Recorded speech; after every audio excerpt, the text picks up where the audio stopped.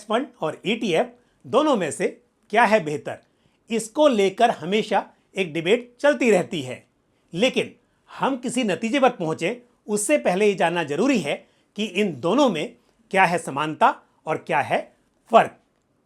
नमस्कार, मैं हूं पंकज मटपाल और आप देख रहे हैं म्यूचुअल फंड का एक विशेष कार्यक्रम एमएफ गुरुकुल। इंडेक्स फंड्स और ईटीएफ दोनों ही पैसिव फंड्स होते हैं क्योंकि ये दोनों ही किसी इंडेक्स को मिरर करते हैं। ये ब्रॉडर मार्केट इंडिसेस भी हो सकते हैं और सेक्टोरल या थीमेटिक बेस्ड भी। मतलब इंडेक्स फंड हो या ईटीएफ्स, ये दोनों ही वेल डाइवर्सिफाइड होते हैं क्योंकि ये based on their objective multiple shares या सिक्योरिटीज में इन्वेस्ट करते हैं। साथ ही ये पैसिव फंड्स होते हैं और इनके पोर्टफोलियो को एक्टिवली मैनेज करने की जरूरत नहीं होती है और इसीलिए इनका expense ratio actively manage fund के मुकाबले काफी कम होता है। तो ये तो बात थी कि इंडेक्स फंड्स और ईटीएफ्स में क्या कॉमन है और अब बात करते हैं कि इन दोनों में अलग क्या है। सबसे पहले तो ये जानना जरूरी है कि इनमें इन्वेस्ट करने का या इन्हें सेल करने का तरीका अलग अलग है। इंडेक्स फंड्स में दूसरे म्यूचुअल फंड्स की तरह ही इन्वेस्ट किया जा सकता है और उसी तरह यूनिट्स को रिडीम भी किया जा सकता है, जबकि एक ईटीएफ को ट्रेडिंग आवर्स के दौरान शेयर्स की तरह बाय और सेल कर सकते हैं। एक इंडेक्स फंड की एनएवी ट्रेडिंग डे के एंड में एक ही बार पब्लिश होती है, जबकि एक ईटीएफ का प्राइस रियल टाइम बेसिस पर चेंज होता रहता है। ईटीएफ्स क्योंकि स्टॉक मार्केट में ट्रेड होते हैं, इसलिए इनमें इन्वेस्ट करने के लिए डीमैट अकाउंट की जरूरत होती है, जबकि इंडेक्स फंड्स में विदाउट डीमैट अकाउंट भी इन्वेस्ट किया जा सकता है। दूसरा अंतर है इन्वेस्टमेंट अमाउंट को लेकर। इंडेक्स फंड्स में आप एक मिनिमम अमाउंट इन्वेस्ट करते हैं, जबकि ईटीएफ में आपको minimum number of ETFs buy करने होते हैं। उदाहरण के तौर पर यदि आप एक इंडेक्स फंड में 10,000 रुपये इन्वेस्ट करते हैं और मान लीजिए कि उस इंडेक्स फंड की एनएवी है 10 रुपये 45 पैसे, तो आपको 956.9378 यूनिट्स अलॉट हो सकती हैं।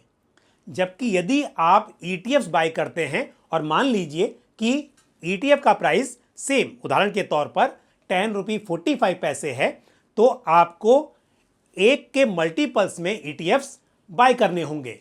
यानी कि आपको कम से कम एक ईटीएफ बाय करना होता है, आप एक ईटीएफ का हिस्सा बाय नहीं कर सकते। यहां कैलकुलेशन पर्पस के लिए स्टैम्प ड्यूटी, ब्रोकरेज इत्यादि को कंसिडर नहीं किया गया है। सिर्फ मैंने ये बताने की कोशिश की है कि इंडेक्स फंड्स में फ्रैक्शन ऑफ यूनिट्स भी अलॉट होती हैं, जबकि ईटीएफ में ऐसा पॉसिबल नहीं है। एक पूरा ईटीएफ ही बाय या सेल किया जा सकता है और इसलिए इंडेक्स फंड्स में एसआईपी या एसटीपी के जरिए भी इन्वेस्ट करना आसान होता है। अब यदि एक्सपेंस रेशियो की बात करें तो हालांकि एक एक्टिवली मैनेज फंड के मुकाबले तो इंडेक्स फंड्स और ईटीएफ्स दोनों का एक्सपेंस रेशियो जनरली कम होता है, लेकिन यदि इंडेक्स फंड्स को ईटीएफ के साथ कंपेयर किया जाए तो ईटीएफ्स का एक्सपेंस रेशियो इंडेक्स फंड्स के मुकाबले और भी कम होता है।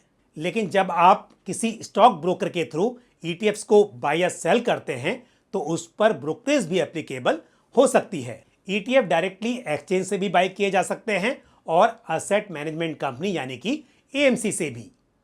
एएमसी से बाय करने पर कॉस्ट एक्सचेंज के मुकाबले थोड़ी कम होती है, लेकिन इसमें ब्रोकरेज और कॉर्पोरेट एक्शन इत्यादि का एक्सपेंस भी एप्लीकेबल हो सकता है, जो कि एक्सचेंज द्वारा चार्ज नहीं किया जाता। अब बात करते हैं लिक्विडिटी की।